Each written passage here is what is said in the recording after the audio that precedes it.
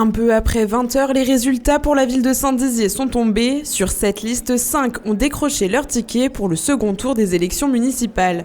Quentin Brière est en tête avec 39,73% des voix, puis Laurent Daval avec 13,83%, suivi de Jean-Michel Feuillet qui décroche 12,52% des voix, suivi de très près par Pascal Krebs avec 12,43%.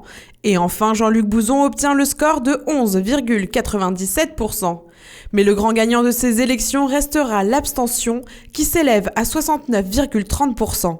Une élection très particulière en raison du Covid-19. Les réactions des candidats sont donc en demi-teinte. Première réaction, c'est une réaction un petit peu de colère par rapport à l'irresponsabilité du gouvernement de Macron et de Philippe, parce que annoncer que les élections municipales sont maintenues et la veille on dit on ferme la France complètement et on dit aux gens restez chez vous mais allez voter, c'est n'importe quoi et c'est prendre les Français pour ce qu'ils sont pas. Mais bon, on est au second tour, Paris réussit.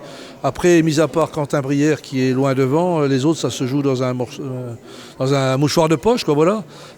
Merci à toutes celles et ceux qui ont voté et puis je ne sais pas s'il y aura un deuxième tour, mais c'est clair qu'on va mettre les bouchées doubles, on va recommencer, quoi, voilà. C'est des élections qui ont été très particulières, hein. Il y a une vraie confusion en fait, je pense, vis-à-vis des électeurs. D'abord parce qu'il y avait cette liste, et que c'est inédit à Saint-Dizier. Et ensuite parce que bien sûr il y a le coronavirus qui a impacté l'abstention de manière très élevée.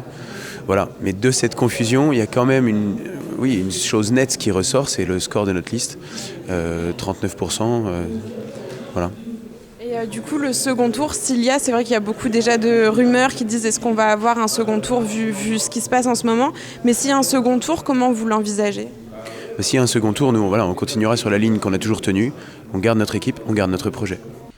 La question des alliances du second tour se pose déjà. Du côté de Jean-Luc Bouzon, c'est clair, il n'y en aura pas. J'imagine que de votre côté, il n'y a aucune alliance qui est possible. On ne peut pas, parce qu'il faut faire 10%. Donc voilà, quoi. J'espère simplement que, mais je pense que ça devrait pas s'arranger, que le Parti Socialiste et les Gilets jaunes, on va faire bloc pour effectivement... parce que si on fait un bon deuxième tour, on peut être à nouveau deuxième. Hein. Du côté des 3 listes restantes, ils n'ont pour l'instant pas souhaité réagir à notre micro. Selon nos informations, la campagne a déjà repris pour eux. Ils sont en train d'établir une alliance. À voir dans les prochaines heures si elle se fera à 2 ou à 3. Du côté de la liste citoyenne, avec un score de 5,23%, le sourire est sur les lèvres, ils ont rempli leur objectif. Quelle est votre réaction ? Vous avez passé l'objectif des 5%, c'est ce que vous vous étiez fixé ? En 2 mois de campagne, je pense que c'est déjà extraordinaire, donc je voudrais remercier toute l'équipe qui a œuvré avec nous en 2 mois, et remercier les bragardes et les bragards qui ont voté pour nous.